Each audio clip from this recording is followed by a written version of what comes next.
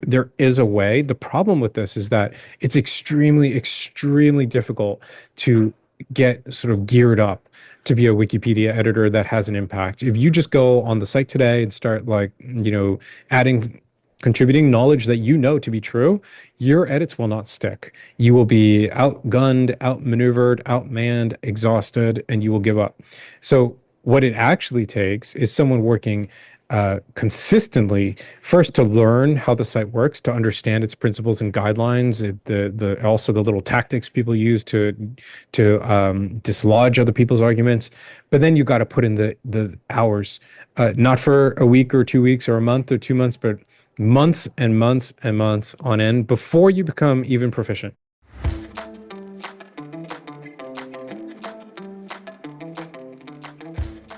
Hello, culminators. Good to see you again. You know, Wikipedia. Can't live with it. Can you live without it? Hmm. Increasingly, we find ourselves living without it. But for a very long time, and I think it was still to a large extent today, it has been an incredible resource for the world, incredibly valuable. I mean, it's really just mind-boggling. But anything we find, any platform, any environment that is amenable to getting hijacked will get hijacked. And most are amenable to being hijacked. And Wikipedia has been hijacked big time. And most people, anyone listening to this podcast, knows just how politically slanted the editor cadre at Wikipedia is. But what has become really obvious recently is that when it comes to and this really isn't so different from other, what you might call social media platforms, when it comes to the Israeli-Palestinian conflict, forget it. It's a whole different ballgame. Ashley Rindsberg has been all over this for the last few years, and maybe even going back further than that. He's going to tell us. And we've been following each other on X for a while. I wanted it to bring him in, help publicize what's going on, get to know him a little bit better. So, Ashley, welcome to ColemanNation. Thank you so much, Ron. Appreciate you having me on. Where am I speaking to you from? I mean, I know where I am. Where are you? I am in DC at the moment. Is that where you usually are, or not so No, much? I'm based in London, but I've got an event here in DC for actually a prize ceremony for my Wikipedia reporting where I'm a finalist. So yeah. That is very exciting. By the time this is uploaded, I'm sure that the news will be will be known to the world. Nice to see that you're getting recognition other than from fringe people such as myself. Are you yourself a journalist, actually? What's your story? What's your origin story? Yeah, I'm a journalist. I started covering Wikipedia last year in October. I did a big story about the infiltration by pro-Hamas editors on the site who work in this like coordinated fashion in small clusters. And from there, I it just kind of cracked open the whole world of Wikipedia for me. I'd done some previous reporting in the summer of last year on Wikipedia and just trying to understand how the site really works because I'd seen some research by a colleague of mine named David Rosato, is a machine learning researcher who looked at bias on the site, political bias, and he found that the bias is very clear and is supported by data, by evidence, not just kind of like an anecdotal thing. He showed that when you look at how Wikipedia covers American congressmen, senators, presidents, even journalists, the people who are on the right tend to be associated with negative sentiment terminology, and the people on the left tend to be associated with positive sentiment terminology. And this was statistically significant. So I wanted to understand why this is happening, how this is happening, and who else knows about this. So I started really diving in, and that's what kicked off the Wikipedia beat for me. And the farther I dug, the more I uncovered, and the more I understood that Wikipedia is not what it appears to be, at least not to most of us. What I'm hearing from you is that you might think this is merely co-option, a sort of a tactical part of the back and forth that goes on. in environments like Wikipedia, this is maybe the worst aspect of it, but not really so different from, fighting over other culture conf and political things. But what you seem to be suggesting is that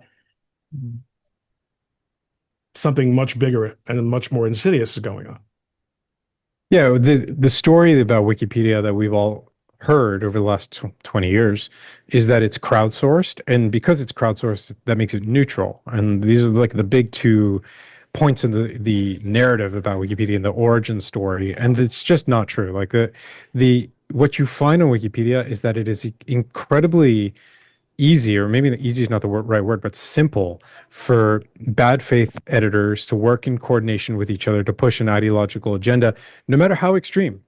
And that's the incredible part, is that what you're seeing with the what I call the Gang of 40, these are 3 dozen plus editors who are really anti-Israel, in many cases pro-Hamas, some cases pro-Hezbollah, openly so, are able to commandeer the entire Israel-Palestine space on Wikipedia, making 1 million edits combined to around 10,000 articles to completely capture the entire space.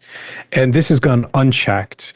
The safeguards and mechanisms on the site are largely ineffective. They can't deal with this. They don't even know what's happening at Wikipedia. They don't have tools to examine these kinds of things. So it ends up being people like myself or other people on the website itself, or the users who bring this stuff up. And what we're talking about is something that's mass scale and that affects not just Israel Palestine, but American politics, China, COVID, trans issues, anything of cultural political significance is subject to exactly the same dynamic. And that's really what makes this so important and so potentially damaging. So is this something that is, but how is it different from merely, does it extend beyond the Israeli-Palestinian issue? What, in other words, does it? You've described what happened with respect to this issue. There are other people who have, well, let me be a little bit facetious. They have their own pet issues. They have, they're GOP consultants or they're libertarians or whatever it is. Would they find the same thing going on in connection with entries on Wikipedia for topics that interest them? Yeah, I've done some reporting about articles on Trump, for example. So right before the 2024 election, editors were coordinating, anti-Trump editors were coordinating to stand up this narrative about Trump that he's a fascist. And they didn't do this like here or there, like one or two mentions. It was across a network of articles. Some articles were created for this purpose. So we have articles on Donald Trump. We have an entry on Wikipedia that's called Trumpism. We have an entry called Donald Trump and Fascism, on and on and on. And they're all dedicated to pushing the same narrative about Trump. And when you really dig into it and look at where the sourcing is coming from, it's like outright Marxist journals, academic journals that are used to substantiate a lot of these claims. Or in one case, there was an article in The Guardian, which is a left-wing British newspaper, that was part of a series sponsored by George Soros's Open Society Foundations to make this claim that Trump is an authoritarian. So this is stuff that doesn't remain on Wikipedia only. It gets pushed onto Google, it gets pushed into ChatGPT, into Perplexity, and all the major AI models. So when you have a narrative of this kind, and again, this is on COVID, when we see COVID lab leak is still considered by Wikipedia to be a conspiracy theory, which is a remarkable claim to make in 2025. It's across the board, and it's astonishingly few number of activist editors, sometimes bad faith editors, or worse, propagandists, who are able to pull this kind of thing off. Is this any different from what happened to Reddit? It's very similar. The dynamics are similar. In some cases, it's actually the same users. It's the same patterns. Sometimes the same venues. They coordinate, and literally the same channels. So there's a lot of coordination behind the scenes on Discord, where they go. Discord is like a messaging app, like Slack. It's just not usually for workplaces. And Discord is where you see a lot of this kind of coordination going on between groups on Reddit, as well as Wikipedia separately and overlapping. So I did some other reporting about Reddit and what's going on there, and found that there's a propaganda network that is based out of the R Palestine, it's the Palestine community on Reddit. And what they do is they take propaganda, they take messaging points directly from Hamas, Hezbollah, the Houthis, etc., on Telegram, where these guys, these terror groups post this stuff directly. This network pulls it down off Telegram, translates it into English because it's usually in Arabic, and then spreads it throughout not just Reddit, but they start on Reddit, they put it on X, they put it on Instagram, they put it into community notes, they put it onto Wikipedia, they put it in Discord. So it's a very similar dynamic. And what you sort of put your finger on with that question is that none of this is in isolation. None of this is like it doesn't have is absent of context, but it is really part of what we're seeing as a tidal wave of propaganda designed not just to go after Israel. This is not just an Israel thing. This is much broader. This is much more about the United States, about challenging American power, destabilizing American society through propaganda.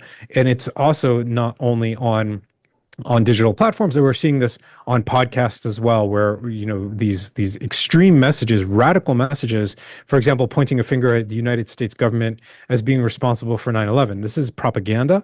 It is all of one piece. It's kind of a spectrum, a continuum, but it is very present. It's having a massive impact. And the worst thing about it all is that it ends up in AI. AI gets trained on a lot of this data, and it's reference data for these models. So like when you go to ChatGPT or even to Alexa, to Siri, and ask a question, they're pulling information from Wikipedia, sometimes from Reddit, from other sources. And the people who are executing this propaganda, they know this very well. They do this with that in mind, as they understand the way to infiltrate AI is through the back door of Wikipedia and Reddit and other platforms.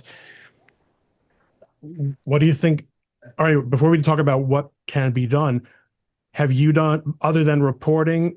I suppose reporting involves trying to get comments from people. So to some extent, you have attempted or have interacted with some of the people who are involved. How's that gone? I haven't usually directly interacted with the bad faith editors, but they are very aware of my reporting. In some cases, they've come after me publicly on the platforms themselves. They've targeted my family. There is one in particular, an account called Zay Squirrel, which you may have seen on X, very, very prominent booster of Hamas propaganda. And I shined a spotlight on Zay, which is, what these people hate the most is when you call them out and you show other people what they're doing. And this is what happened with my reporting connected to the Zay Squirrel account. And Zay is active all over. It's a massive account on X. They're active on Wikipedia, doing editing behind the scenes. They're interfacing with the propaganda network I mentioned on Reddit. In response, they call me, like, they castigate you. They call you the Zionist freak. They call me like a rape supporter, like all the worst things that someone could say to you, because they have the benefit of anonymity, which I don't. I have to corroborate my reporting. I have to be out in the open, as I should be. That's where journalists should work and how a journalist should work, but they don't. So it's just like in real world kinetic terror, there's an asymmetry here.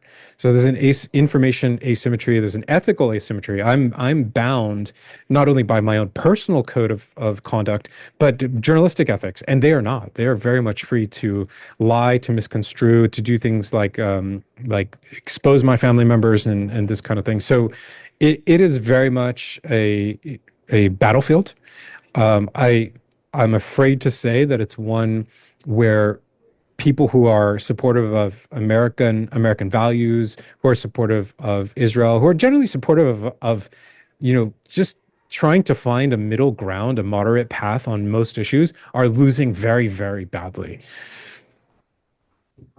But how is it possible to win? Because it is entirely uh, analogous to asymmetrical warfare in the kinetic sense. There is a point at which you can overcome asymmetric warfare, as Israel did in Gaza, which is by leveling the place, by being, ruthless. But on the other hand, this is all words. This is all messaging. This is all information. We're in the free speech regime, and we criticize the non-free speech regimes for choosing winners or purporting to choose winners.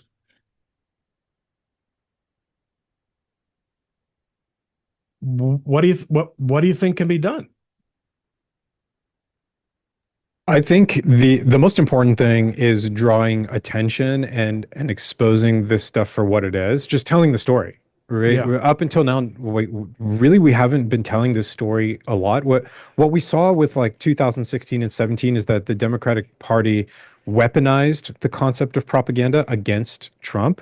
They claimed they made this really wild, drastic claim that Trump was working with the Kremlin and that there was election interference online to get Trump elected. None of that was true. At least none of it was borne out by the reporting. So what that means is that the propaganda that's actually out there, when you start to talk about it, you start to sound like you are trying to follow in the footsteps of the DNC there and like clamp down on free speech and score political gains. In reality, what we need to be doing is just doing the careful, painstaking reporting to show what's going on, to tell people about this, to use the data, because the benefit that we have here is that the data is all available. Unlike in the mainstream media or any kind of media where it's all very much behind the scenes, you don't have access to what's going on. In these cases, we do. This is all on public platforms, at least the majority of it. There is a portion of it that goes on behind the scenes we don't know, but most of it is available. So, number one is do the reporting, do the analysis, tell the story, get people listening, get people talking about this. On the other side of things, there is a point where this stuff becomes drifts into illegality. So when we're talking about boosting propaganda from terror groups, from U.S. designated terror organizations like Hamas and Hezbollah, and you're laundering propaganda on behalf of this group, these types of groups, you're providing material support. And I'm not a lawyer, I'm not an expert in terror law, but I do know that it at very least warrants investigation by the US government and relevant authorities when it is concerning illegal activity. And so far, we haven't seen much of that. So far, what we've seen is in the Or wake we of my haven't seen reporting, much of the investigation, or is what you mean? not Not that we, I exactly. mean, the boosting we've seen. Not, but yes, we haven't seen a lot of investigation. It's starting now. So after my big report on the pro-Hamas editors on Wikipedia came out, the Oversight Committee in Congress stood up an investigation into foreign interference on Wikipedia, which is an amazing first step. Amazing first step, because we really haven't seen the government start to just ask the relevant questions about what is happening here. And that already is us sort of catching up. In terms of how do how does the other side or the good side, the good guys win? I don't really know. I don't really know how this works. I've never engaged in this kind of thing. I wish I knew, but I know as a journalist, telling the story is number one. It is it really is a dilemma because every time you say, okay, well, this patch has been spoiled, so let's have a new patch. If one of the operating principles of your new patch is we're not going to have censorship, inevitably the bad actors are going to take advantage of that. Is there anyone at Wikipedia who is worried about this from what you can tell? Anyone who matters at Wikipedia? Not that I've seen. There was actually an incident recently where the co-founder of Wikipedia, Jimmy Wales, stepped into the discussion on the site about the Gaza genocide entry. So the entry entitled Gaza Genocide. And it doesn't say that some people or some global bodies assert that there has been a genocide in Gaza. It flatly says in what's called Wiki Voice, which is Wikipedia's own voice, its own perspective, that there Right. is definitively, in fact, a genocide going on in Gaza. And that's not Wikipedia's modus operandi. You're supposed to present all sides of a important topic and a contentious topic like the so-called genocide. And Jimmy Wales stepped into that discussion saying that article was clearly biased and has significant issues on the grounds I just mentioned. But here's the thing. After he did this, he himself was referred to Wikipedia's own court, which is called Arbitration Committee, for having the audacity of asking these questions. They felt like he was doing self-promotion because he's got a book out. They felt like he was trying to hijack this discussion somehow. So even the co-founder of Wikipedia, was one of the most important people on the site, was was essentially railroaded by just asking, just mentioning this question in the discussion where these types of things are supposed to be discussed. So it gives you an idea of the extent to which the hijacking has taken place and how much control these actors have over these kinds of topics. Wikimedia Foundation, which owns the site and operates the site, has done very little in this way, and they have mostly been resistant to investigate. And to my knowledge, they've done no real investigation to any of these topics. So, what's the status of those congressional hearings? Are they still, is that investigation still continuing? It is continuing. I believe, as far as I know, I'm not totally privy to the information, but as far as I know, they're in the stage of the investigation where they're trying to gather information. They're trying to understand the scope of it because, like I said before, like nobody had ever really gone down this pathway in the United States government to understand where this is, and frankly, not even outside of American government. It's mostly just been a couple journalists at most. Myself, there's a journalist named Aaron Bandler who has been on this beat for quite a long time. Is very good. Outside of maybe us two and maybe one other, there's a journalist named TJ Adler, sorry, TD Adler at Breitbart who's done this kind of work very well. But you're talking about three people, and Wikipedia is a site with 7 million articles and dozens of topic areas. So we've been understaffed, undermanned. Nobody has really gotten their arms around this issue, and we still don't have that. Have, have been, has Breitbart has reported on this? Extensively, yeah. Adler has done an amazing job over the years. But again, what happens is on Wikipedia itself, they've got a list of what they call reliable sources. So these are the approved sources and the ones that are not approved for citation on Wikipedia's references. And Breitbart is what they call depreciated or deprecated, which means it may never be used as a source. So it doesn't matter how good the reporting is on Wikipedia coming out of the site. And it's really good. It's extremely detailed. It's in the weeds. It's accurate. It doesn't matter to Wikipedia. They can just consider it like as if it didn't happen. But if you were to put the same kind of reporting on a different topic in Jacobin or in some like The Nation and anything on like the hard left, that is considered generally reliable. It's green coded on Wikipedia, and that will be cited on Wikipedia. So this is part of like how the bias becomes structural, becomes baked into the system, and I think largely has been by design. Well, I mean that seems to happen all the time. I mean, this capturing of institutions is it goes back to the French Revolution. It seems, and it always goes the same way. Maybe you want to say the exception would be Nazi Germany. Well, they were socialists. They're national socialists. I mean, yeah. they weren't Marxists, but they definitely did follow the same sort of totalitarian roadmap. Anyone besides, in other words, no major media have touched it. Not to my knowledge. I mean, there has been coverage over the years about various scandals at Wikipedia. There have always been flare-ups. So in 2021, Wikimedia Foundation banned 6 Chinese editors for behavior that was quite unacceptable, alleging that they were physically threatening other Wikipedia editors in Hong Kong. So that was covered by BBC and others. There have been other scandals over the years that have been covered regarding some of the behavior of Jimmy Wales, the co-founder. He's done some things that were not totally above board in all cases. But to understand the systematic hijacking of the site, its use as a backdoor into our information ecosystem by bad actors, almost no one has done that I know of. Maybe I've missed it, but I've looked pretty hard.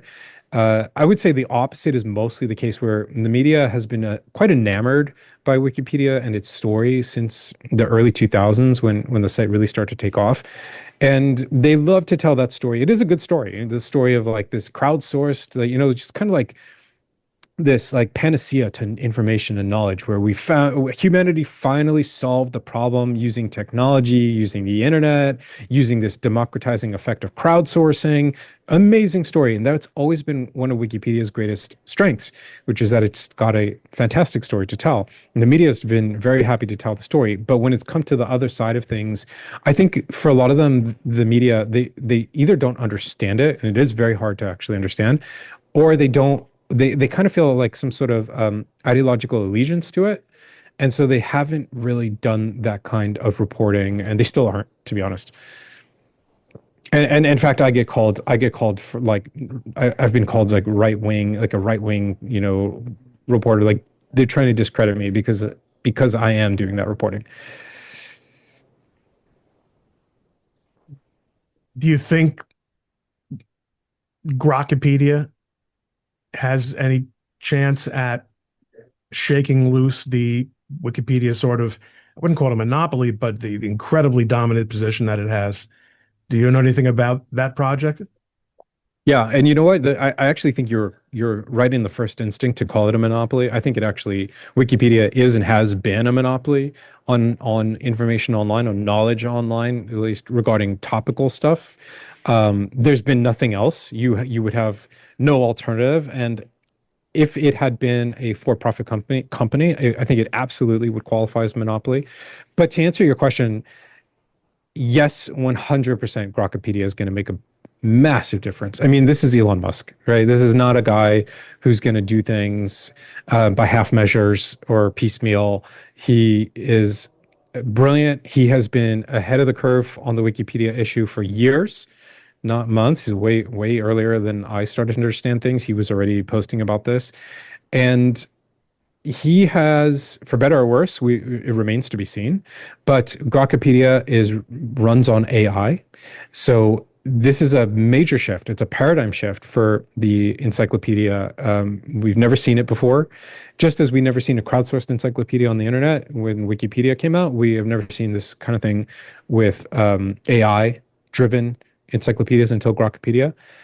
It's already making a difference just by virtue of the fact that we're talking about it, just by virtue of the fact that it changes the Wikipedia story. And they have to respond to it and they have to think about it.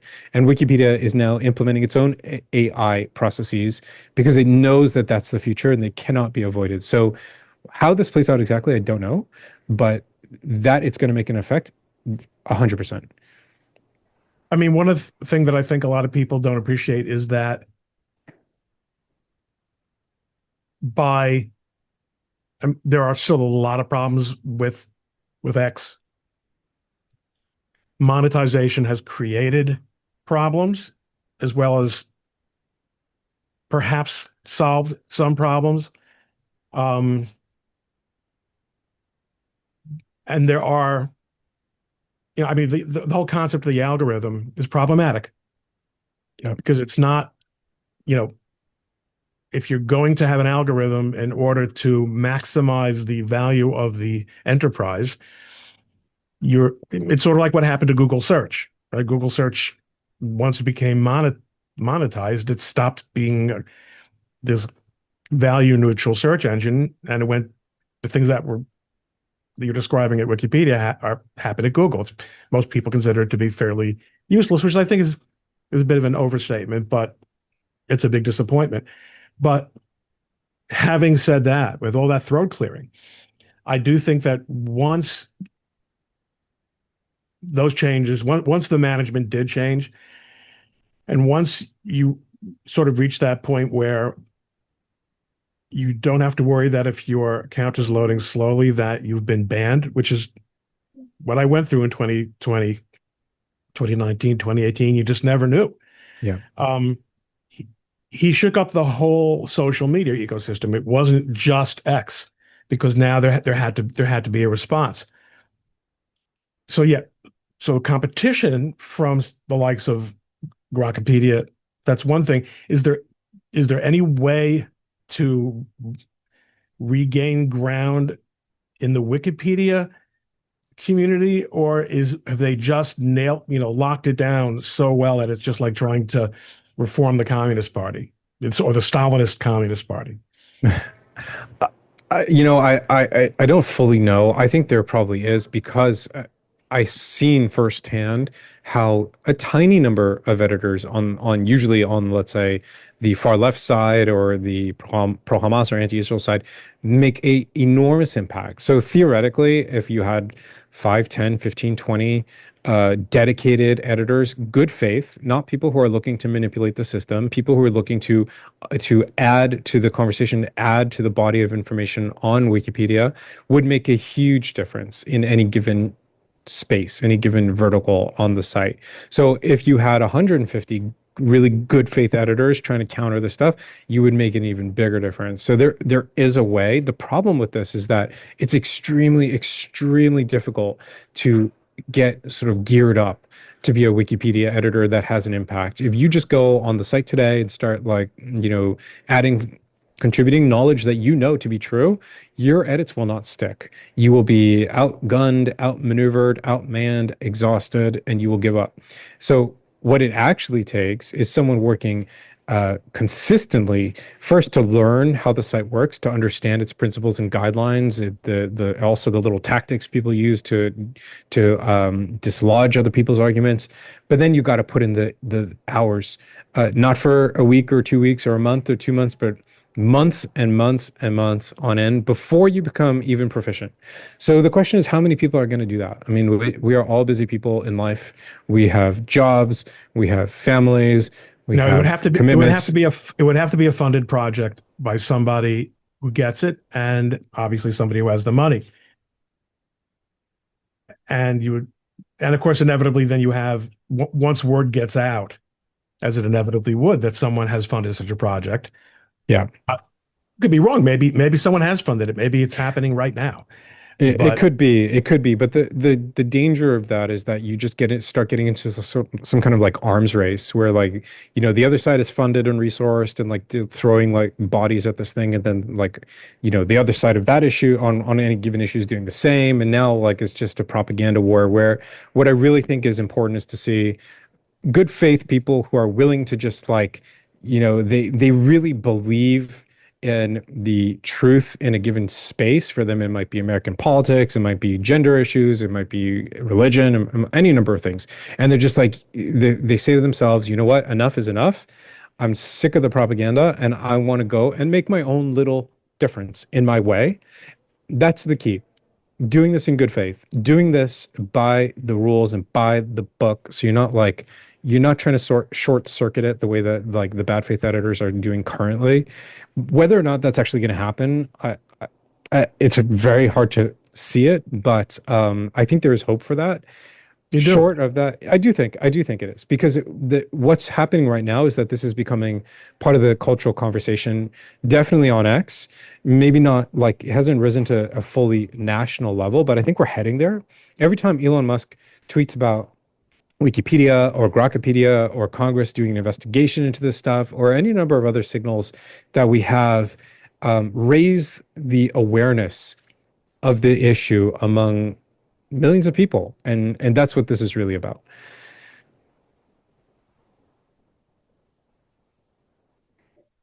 Is there any other track that you're aware of that anyone is moving on? Other, because we talked about, the frontal, the good guy that you just described, Yeah. let's not give up on it just yet. And let me before I check that off, what do you think of the idea of give up on it? I mean, there is always that line of thought that says, listen, it's captured, it's theirs, they own it, it's hopeless, and why don't we just get into the business of labeling it as propaganda, which a lot of people respond when. I mean, certainly in my corner of the internet, Wikipedia is good if you're arguing about a botanical issue, right? Or some mathematical theorem. Even that, everything's got so ideological. Does that when you just as an observer and as someone who has put so much thought into this, is it possible that that makes more sense than wasting any more time fighting the fight? I think that's exactly what Elon Musk is doing, actually. I mean, he had been a big advocate of reforming Wikipedia, and he'd actually given money to Wikipedia over the years, with the idea of kind of let's change it and let's make it better. I think, he got to that point where he understood that's probably not going to happen, and that's why he started Grokpedia. So I actually do think there's something to the idea where you say, you know what, Wikipedia is not the only game in town. We don't have to limit ourselves to this one thing artificially. And in fact, there's a experienced editor. Her name is Betty Wills, and she started a competitor encyclopedia online called Justapedia. She believes, she's taking more of an objective oriented approach to the art of creating a Wikipedia, an encyclopedia online. And that's a great model for people who say, you know what, I think we can have something that is more suited to X or Y or Z worldview or perspective. That actually works. And what it does is puts more information, more viewpoints into the world. And this is kind of what I think conservatives really talk a lot about: viewpoint diversity, not just like ethnic or racial diversity, but the diversity of views. And I think that's what that achieves is getting more views into the world. If you're not going to be able to reform Wikipedia or make a dent, then if go elsewhere, create your own thing. And today that's extremely possible. So now then, getting back to my question, those are two uh, strategic approaches. You've got Congress asking questions, and my understanding is that what business does Congress have over this? Well, the foundation is a tax-free entity under U.S. law. Yeah. I mean, they can evade that. They can restructure. Maybe that's easy. Maybe that's not so easy. Yes. It's not so, there are definitely constitutional questions there about just how much Congress can and should. The should isn't constitutional, it's policy. Okay, that's another track. There's the track of discussions like this. Do you think there's anything else that is not what do you think we should do? Because I think you've already answered that question, but are you aware of anyone else shaking this tree? Um, I think the most effect is being had by people on the site, veteran editors who understand what's going on and are trying to work to sort of staunch the flow of bad faith editing, of propaganda on Wikipedia. So there are people working hard on this stuff. There are, I don't really know of too many people, let's say in the NGO space, who are focused on this that I know of. Um, so, it's journalism, it's whatever's going on at the oversight committee, it's people on the website who are working to change things or working to call things out. Um, I think that's the extent of it, as far as I understand, at least. But that, I mean, that's not for nothing, as we say. It does Yeah, make a lot of sense. yeah. Is there any other stuff you're working on, or has this become your entire life? You can't make a living from telling on Wikipedia, can you? Well, it depends the kind of living you want to make, but I, I am focused majority on Wikipedia right now because I think this is something that we're sort of at a cultural flashpoint on this issue, and people are starting to understand its significance, especially because of the AI impact, that it impacts all of the major AI models which train on Wikipedia data.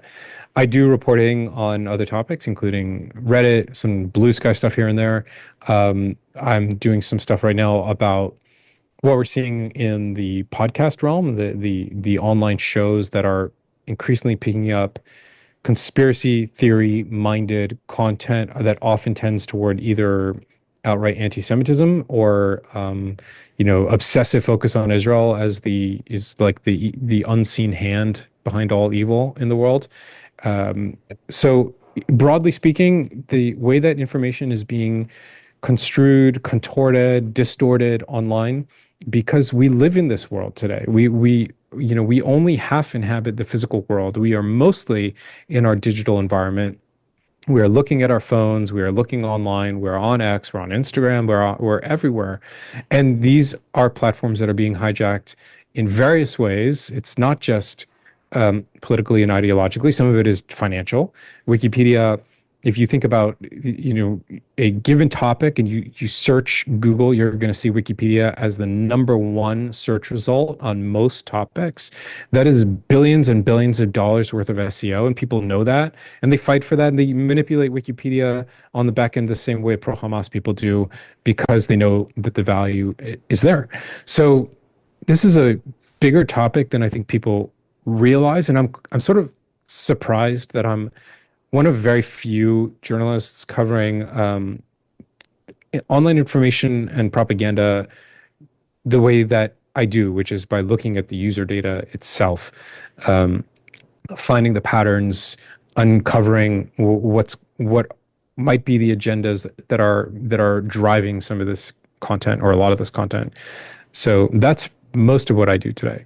And I think it's a little bit ironic that you're the only one. And the reason I say that, because it actually sounds very profound, but if you think about it for a second, it doesn't make any sense. Why is that ironic? I mean, after all, the institutional media is fine with left-wing bias because they're left-wing biased also. Yeah. But I think that's facile. I think that in general, fellow travelers don't realize that they are enabling their own ultimate destruction when they let radicals take control of their institutions. But look what happened to Atlantic Magazine, which I used to subscribe to and look forward to. It was really good. And I didn't agree. I've always been conservative, but fine. I didn't always agree with every article, with everyone's perspective. Yeah. It's now just like the network news, just like the New York Times. It is entirely partisan. Yes. But that process turns all these platforms into silos, and they have to change their business models, and they actually end up having less influence over anyone who isn't in the silo. But they don't seem to ever, that kind of long-term thinking just doesn't seem to be persuasive to hardly anyone who controls these platforms. Yeah, that's something I hear a lot about. People say the same thing about the New Yorker and, of course, about the New York Times. Longtime New York Times readers tell me I wrote a book about the New York Times that came out in 2021, and people would come to me constantly and say, I've been a Times subscriber for 20, 30, 40 years, and I've canceled my subscription, not because of my book, but because they started to see what was in the newspaper day to day. Same thing with the New Yorker. I think a lot of this is a hyper partisanship for sure, and some of it is the internet's effect on media, where it just, the internet, as we all know, blew open advertising as a revenue model for media because you just couldn't you can't sell something that has an infinite inventory. And so they've had to switch to subscription models, and that means you are sort of catering to the base of readers who, let's say, the 3, 4, 5% of readers, total readers, who are actually going to pay you month to month and who are going to stay loyal. And a lot of the time, those are people who are partisans themselves, who want to see someone fighting the war on their behalf or feel like they're fighting the same kind of political war. So part of this has been just economics and market forces, and part of it has been that these institutions have been more and more captured as we've gone on, as our own political environment more broadly has been drawn towards the poles on either side, and we've sort of lost the center as an anchor point for people. So yeah, it's not a good dynamic. It's not a healthy dynamic for anybody, for the country, for people involved, people not in America, for around the world. This is something that if United States media and information, which is so much the digital platforms are based in Silicon Valley, they're susceptible to American politics, but they affect the world because they are global. So I hope there is some kind of moderating effect to be had. I just don't know that there actually is. Ashley Rindsberg with perhaps the most depressing episode of ColemanNation ever, because it is so of a piece. It's of a piece with everything else that's going on. But Wikipedia, in some ways, was kind of the shining city on the hill, as you alluded to before, not in so many words, because it was, wow, let's let everyone, let's anyone could be an editor. I don't know. I've been a Wikipedia editor for like 20 years. I gave up a long time ago. I mean, I was never all that involved. I just had like my little pet things. I'll say something about trademark law. I know you use the wrong terminology, or it's a neighborhood or something like that. I'm not wading into the heavy duty stuff, but it it seemed to be such a great model for free speech and collaboration, and let the truth win out. And ultimately, bad actors who are intimidated by the truth, for whom the truth does not get them to where they want to go, have inevitably have an agenda that causes a problem. Yeah. So that, I'm assuming that this episode ever airs. um, I really appreciate you spending the time to tell us what's going on and to give us the Thank you. opportunity to think more about this. And I do recommend that people follow you Thank you at so much. and read your stuff. And thank you for culminating. Thank you, Ron. Appreciate it. And if anyone's interested, we're NPOV. That's the investigative project that I'm running. It's on Substack and npov.substack.com, and you can find me on X at Ashley Rindsberg. We will throw the information up when we publish this. Thanks again, Ashley. Have a great day.